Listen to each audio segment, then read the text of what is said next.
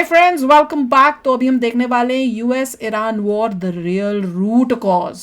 चलो देखते हैं कि इनके हिसाब से क्या रियल रूट कॉज है। तो वीडियो शुरू करते हैं। वीडियो शुरू करने से पहले अगर आप चैनल पर नए हो और आपने अभी तक सब्सक्राइब नहीं किया तो जल्दी से पहले सब्सक्राइब के बटन और बेल आइकन को क्लिक कर लो ताकि आपको हमारे सारे न्यू वीडियोस के नोटिफिकेशन मिल जाए जैसे हम अपलोड करें। अगर आपको वीडियो पसंद आता है प्लीज़ लाइक एंड शेयर। चलिए शुरू करते हैं। देखिए मेरे हिसाब से रूट कॉज है न्यूक्लियर वेपन्स, कि एवरीबडी इज मेकिंग श्योर कि ईरान के पास न्यूक्लियर वेपन्स ना आ जाए और वही रूट कॉज है। नहीं, पर कोई हिस्ट्री का पीछे का कोई रूट कॉज कोई निकाल ले, क्योंकि किसी एक वीडियो में था ना कि उस क्योंकि पास्ट में कुछ ऐसा हुआ था इसलिए ईरान जो है अकॉर्डिंग टू यूएस प्रेसिडेंट और यूएस के लोगों के हिसाब से इविल रिजीम है। इविल रिजीम क्यों है? क्योंकि उसने सपोर्ट किया हुआ है किसको? हूतीस को, हिजबुल्लाह को और हमास को। तो यही है, तो इविल रिजीम है, इन सब टेररिस्ट ऑर्गेनाइजेशन को फंड किया हुआ है, उसके पास न्यूक्लियर वेपन्स नहीं होने चाहिए। बिल्कुल, ये बस ये है।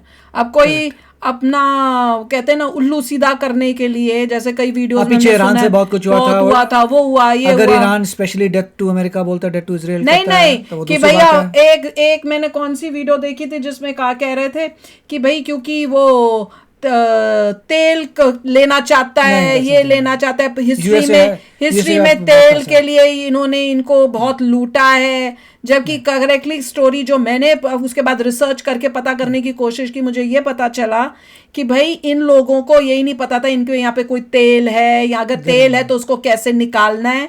ये कोई कंपनी थी, मेरे ख्याल से ब्रिटेन की थी, कहाँ की थी या कहाँ की थी, अब मैंने इतनी डेप्थ में तो पढ़ा नहीं था क्योंकि मुझे पता नहीं था कि इसमें भी कंट्रोवर्सियां होने वाली हैं। तो मैं थोड़ा जिस्ट में बता देती हूँ। हाँ, मैं बताती हूँ। तो जिस्ट में क्या था कि उन्होंने ये कहा था कि कंपनी थी, कोई बंदा था, उसने कहा था कि देखो हम तेल ढूंढने की कोशिश करेंगे इस देश के अंदर, हमारा पैसा खर्च होगा, सब हम खर्चा कर रहे हैं, और जब अब मिलेगा तो वो डील हुई थी कि इतना परसेंट हमारा होगा, इतना परसेंट तुम्हारा होगा। मंजूर हुआ गया, पेपर साइन किए गए।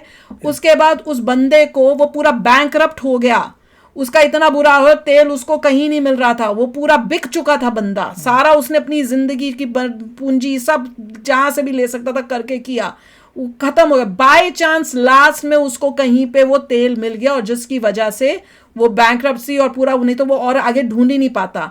और जब वो मिला तो उसके बाद जो डील थी उसके हिसाब से हुआ। पर जैसे लोगों को यहाँ पे ईरान को दिखा कि भैया इतना पैसा होता है, ये तो हमारा तेल है, तो वो बात को पलटने की कोशिश की कि सारा पैसा जो है हमें कमाई हो। अब जिस बंदे ने सारा टाइम लगाया, ढूंढा कैसे निकालना है, वो सब किया, अब आप उसको कहो कि नहीं, और साइन करके आपने माना था, अब आप मुकर जाओ, तो फिर तो गड़बड़ होगी ना। तो वही हुआ था। ये एक्चुअल वेनेजुएला में यही हुआ था। हाँ, यही एक्चुअल कहानी है कि जब था नहीं, गरीब थे तो हाँ कर दी, और जब निकला तो भैया हम तो यहाँ के, ये तो हमारा लैंड है, हम नहीं करेंगे, तो दैट इज रॉन्ग।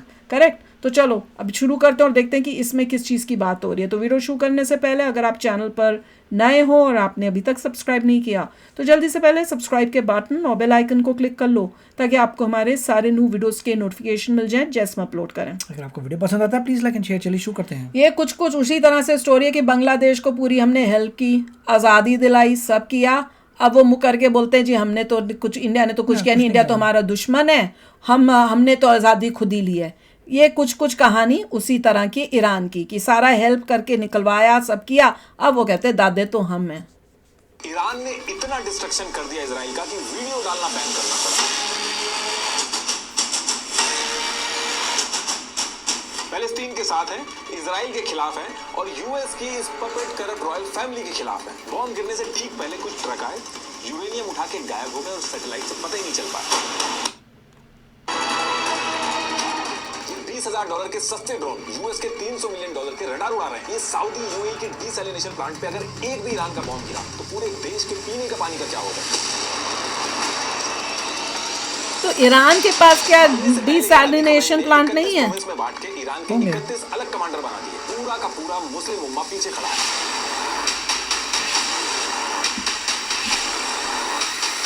पैसे बड़े लगे हैं, अब रिटर्न भी बड़ा चाहिए। आते ही अली खमैनी को लेटर लिख के सीधे 60 दिन का अल्टीमेटम दिया गया।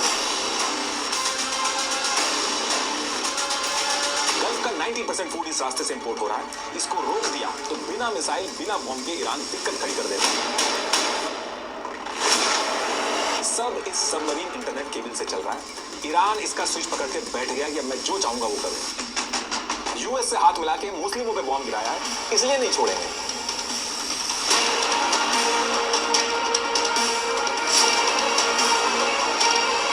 ये तो है ही नहीं।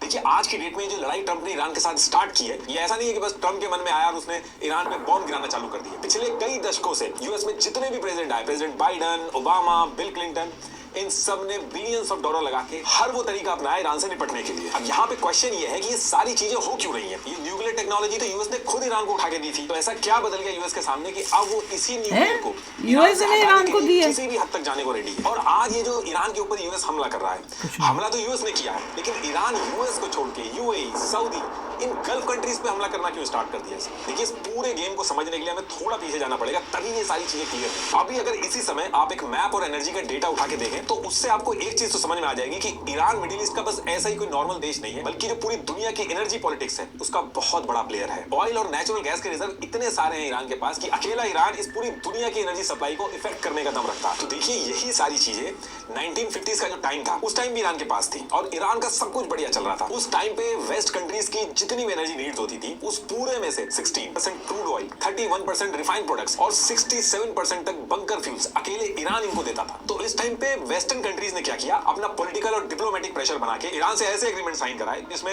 जमीन ईरान की, तेल ईरान का, ऑयल फील्ड में जो वर्कर्स थे वो भी ईरान के, लेकिन जो एक्चुअल फायदा हो रहा था वो ब्रिटेन उठा रहा था। और ये चीज साल दर साल चलती आ रही थी। यही तो मैं बात बोल रही थी, यही तो मैंने बात की अभी शुरू में, ब्रेन। हाँ, कि उन्होंने सारी उसके बिना तुम क्या उखाड़ लेते, खोद के निकालते ऑयल।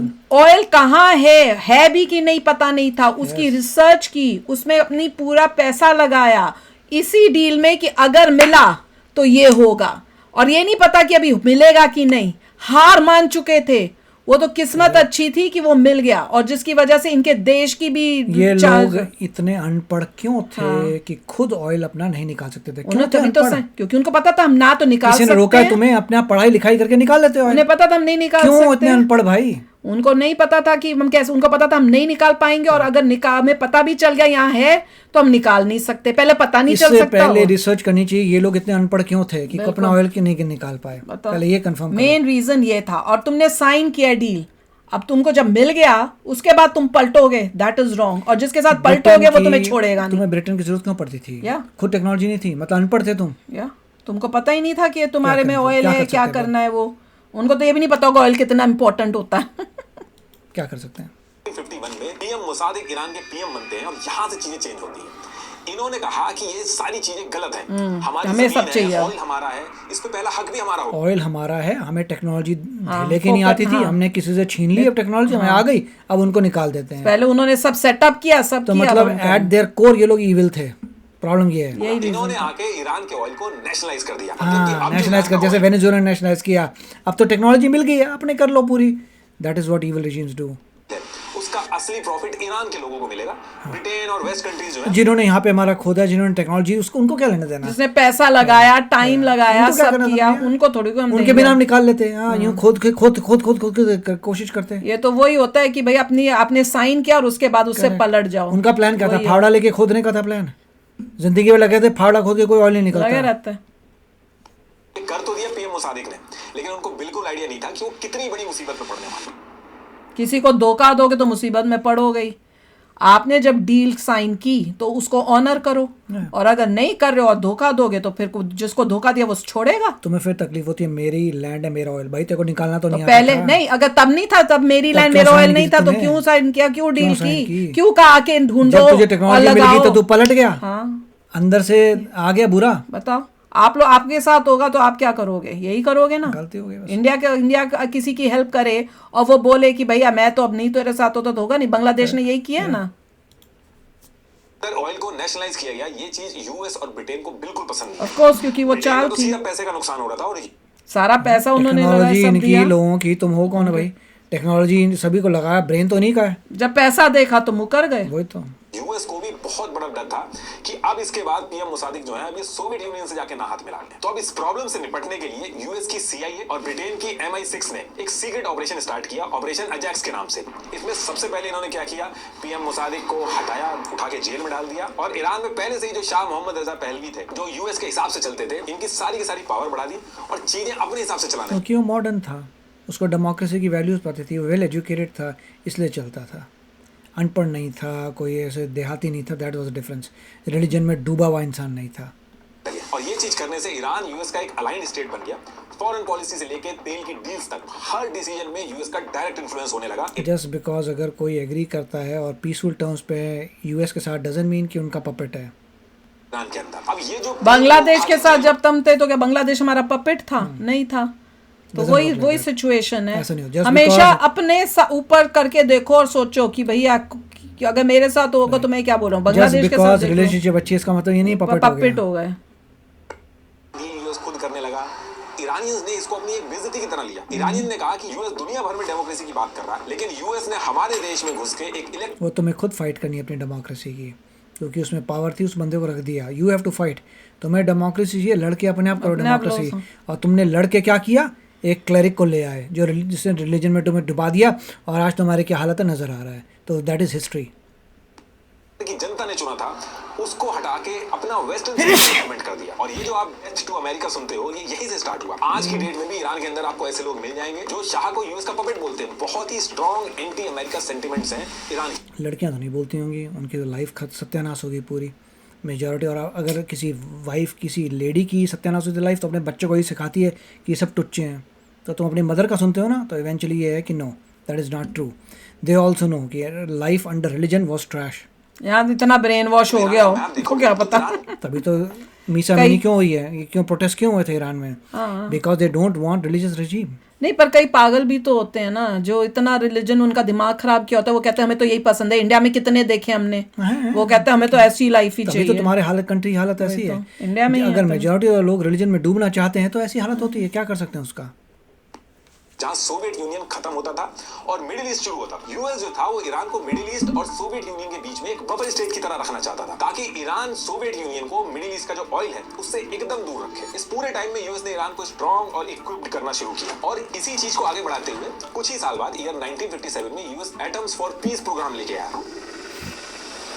इसमें यूएस ने ईरान को न्यूक्लियर टेक्नोलॉजी दी और सिर्फ फॉर पीसफुल पर्पसेस में, इसीलिए बोला था बॉम्ब बनाने के लिए नहीं, नॉर्मल इलेक्ट्रिसिटी बनाने के लिए इट्स ओके। वही मैं हैरान अभी भी अगर ईरान बोले मेरे को इलेक्ट्रिसिटी न्यूक्लियर, दैट्स फाइन। वो तो अभी भी अलाउ कर रहे हैं कि हाँ उसके लिए यूज करो, पर तुमने उसको इनरिच करके उस लेवल पे नहीं लाना कि जिससे वो मना था। सिर्फ उसी लेवल तक जिससे आपकी इलेक्ट्रिसिटी होती रहे, प्रोग्रेस होती रहे, वो बताया था उन्होंने। न्यूक्लियर की नॉलेज, न्यूक्लियर टेक्नोलॉजी, पूरा का पूरा जो न्यूक्लियर का इकोसिस्टम होता है, यूएस ने वो बॉम्ब बनाने के लिए नहीं, बॉम्ब का नहीं था, नॉर्मल ये एग्रीमेंट थी। तेहरान यूनिवर्सिटी के अंदर इन्होंने तेहरान न्यूक्लियर रिसर्च सेंटर बनाए। ईरान के जो साइंटिस्ट थे उनको मतलब गुड फेथ में इतना कुछ किया था, पर इन्होंने क्या किया, पीठ पीछे नहीं करना चाहिए था। वही तो ट्रम्प कहता है, ट्रम्प भी तो यही कहता है। वो ओबामा के पीछे इसलिए पड़ा हुआ है कि भैया तुमने तो उनके साथ डील करके बड़ा अच्छा दिखाने के लिए पैसे दे दिए, तुम्हारी तरक्की कर लो, अपने इंफ्रास्ट्रक्चर बेटर कर लो, और उन्होंने वो सब करने की जगह उस पैसे को लगाया न्यूक्लियर बॉम्ब बनाने के लिए। वो यही तो ट्रम्प बोलता है। बहुत बड़ी गलती तो यही तो हम बता रहे हैं कि भैया ऐसे ये लोग निकले कि बोल के झूठ लेते जाते हैं। और वही इन्होंने शुरू में किया कि हाँ आप आ जाओ तेल निकालने के लिए, आप अपनी फैक्ट्री सेटअप करो, हाँ सब एग्रीमेंट, और उसके बाद पलट गए। ये एक स्ट्रेटेजिक मिस्टेक थी कि न्यूक्लियर, आपको न्यूक्लियर एनर्जी के लिए जो आपको लगा कि अच्छाई करोगे, ये वो लगा कि अच्छाई करोगे तो बदले में अच्छाई मिलेगी। नहीं, उन्होंने वो लेके उल्टा काम करना शुरू कर दिया। पैसा भी ले रहे हैं, साइन भी कर दो, और हर बारी वही किया है। तो जब इन यूएसए ने तो अच्छा काम किया ना, इससे आपको क्या बता, अब आप क्या बोलोगे कि गलत काम किया था?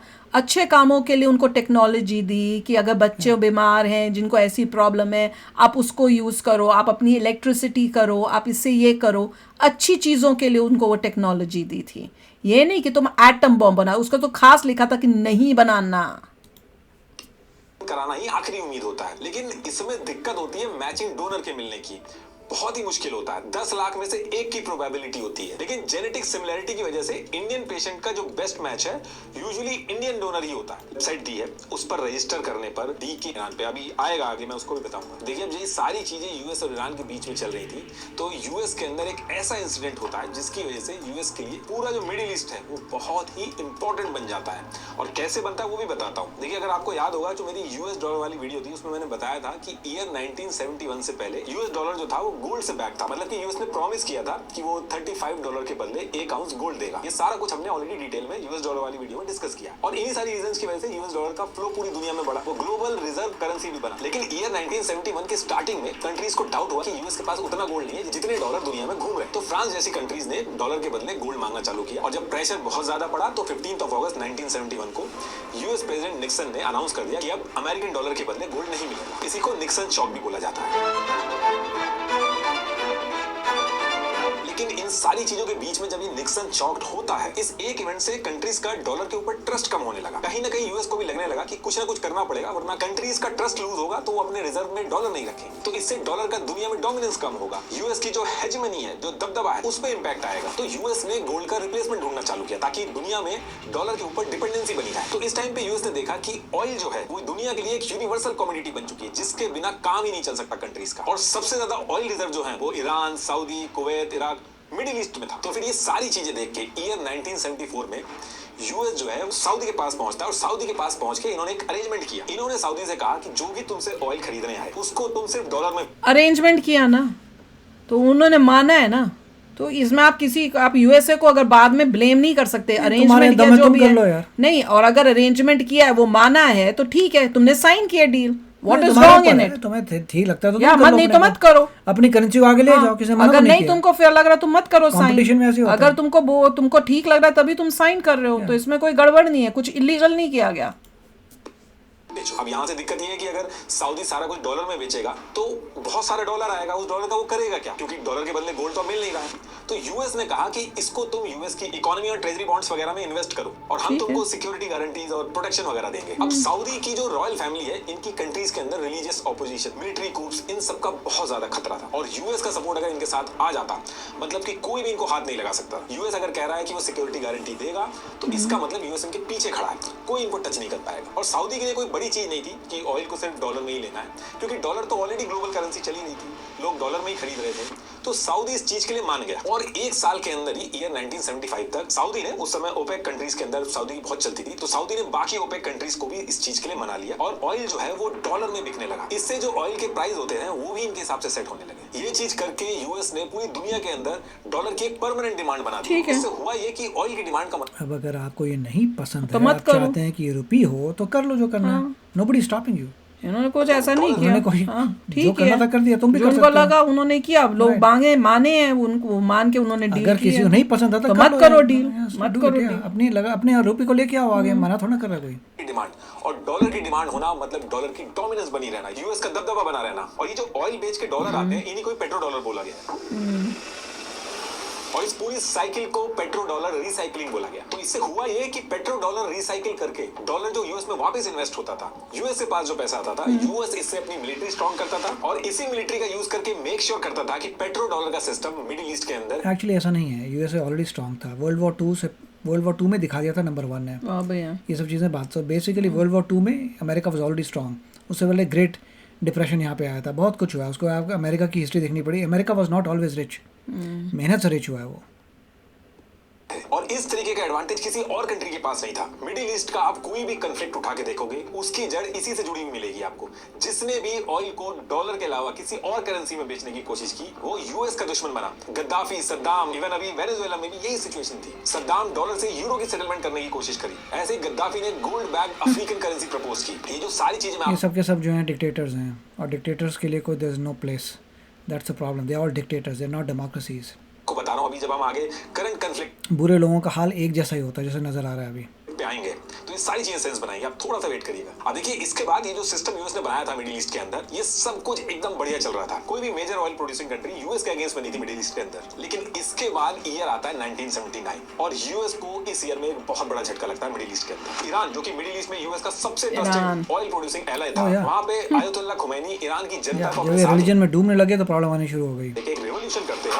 Tonight, Iran stands at a historic turning point as mass protests shake the foundations of the Shah's और फिर rule. यूएस एम्बेसी में क्या किया था उन्होंने कांड, वो तो मैं याद भूल ही गई। उसको छोड़ेगा छोड़ेगा नहीं, कोई? कभी नहीं लोग छोड़ेंगे। छोड़ेंगे? Khomeini emerges इंडिया as के the साथ center of a पाकिस्तान ने radical ये करेगा तो कोई छोड़ेगा, या कोई और कंट्री कोई करेगी? अमेरिकन छोड़ेगा इंडिया नहीं। इंडिया के साथ हमारे साथ करता कोई तो छोड़ेंगे हम? सिविलियंस क्या को जब बात कर रहे मारोगे हैं? तो यही ऑफ होगा। कोर्स। और शाह और यूएस को ईरान से बाहर करके इस्लामिक रिपब्लिक बना देते हैं। बोलो। ये सारी चीजें कैसे हुई हमने ईरान वाली वीडियो में ऑलरेडी डिस्कस इस्लामिक इस्लामिक वे बनाने से इंडिया को क्या फायदा हुआ? कुछ नहीं, रिलीजियस कोर आ गई तो आ सत्यानाश गई। हो गया आपका। बिल्कुल, इंडिया के लिए भी अच्छा नहीं है, वही तो। किसी भी दुनिया के किसी भी कंट्री के लिए नहीं है। लोगों में इतना गुस्सा था शाह और यूएस के खिलाफ कि लोगों ने यूएस एम्बेसी में हमला करके सारे अमेरिकन डिप्लोमेट्स यूएस अंदर कुछ नहीं किया था, सारा काम किया था एस्टेब्लिशमेंट ने। को पकड़ लिया। मतलब जितने लोगों को प्रॉब्लम नहीं थी, सिविलियंस ने कुछ नहीं किया था, सारा पंगा था गवर्नमेंट का। गवर्नमेंट जो आई थी अब। गवर्नमेंट ने ये सब किया था, not regular people. Regular people कभी कुछ नहीं करते, गुंडे मवाली करते हैं जो गवर्नमेंट के हैं। इस एक इंसिडेंट की वजह से यूएस का जो इतने सालों का गेम था ईरान के अंदर एक झटके में खत्म हो गया। गेम नहीं था, जो भाईचारा था वो सत्यानाश कर दिया एक रिलीजन में डूबे हुए इंसान ने। यूएस ने ये जो ईरान के अंदर जितने भी न्यूक्लियर प्रोजेक्ट वगैरह चलाए थे, ये सारी चीजें आयतुल्ला खुमैनी ने बंद कर दी थी। और इसके बाद आयतुल्ला खुमैनी ने ये भी वो अच्छी चीजें जो दी थी कि तरक्की हो, उसको Electricity बंद नहीं, करा दी। weapon बनाएगा अब भैया। उसकी जगह वो वेपन्स बनाएगा, न्यूक्लियर बनाएगा। That's it।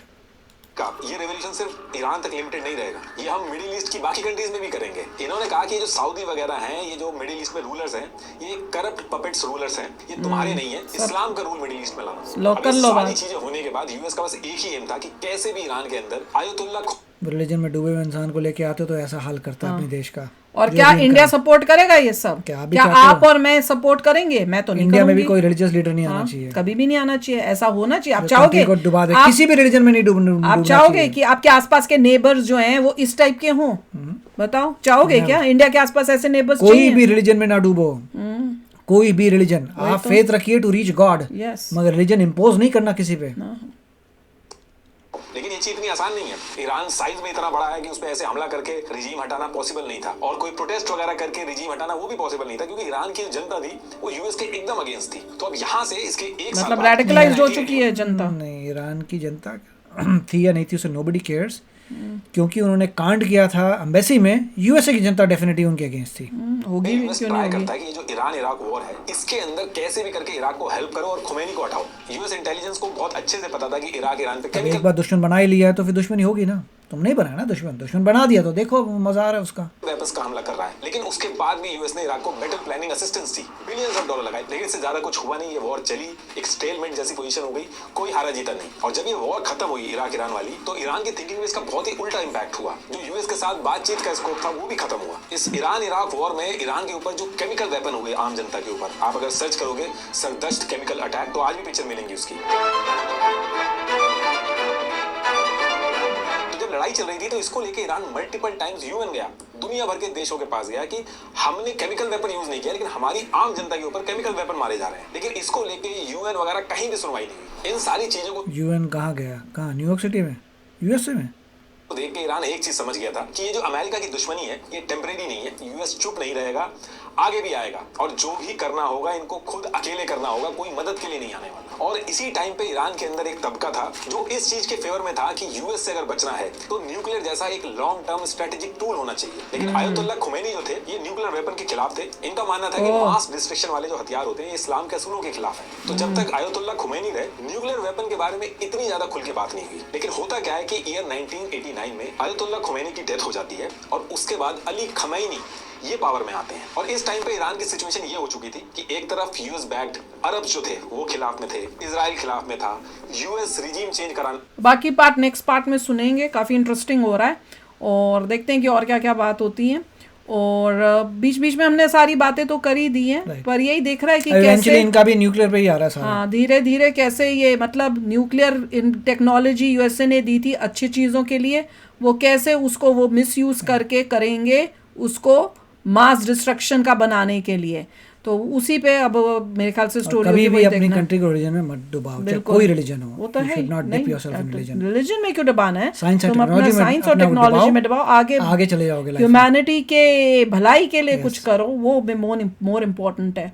तो चलो आप भी शेयर करना अपने थॉट्स। चलते हैं, मिलेंगे नेक्स्ट वीडियो में बहुत ही जल्द। Till then take care and bye bye. तो अगर आप मेरे इस चैनल पे नए हो तो जल्दी से सब्सक्राइब के बटन को हिट करो और बेल आइकन को क्लिक करो ताकि आपको मेरा जब नया वीडियो मैं लगाऊं आपको उसके बारे में जल्दी से पता चल जाए।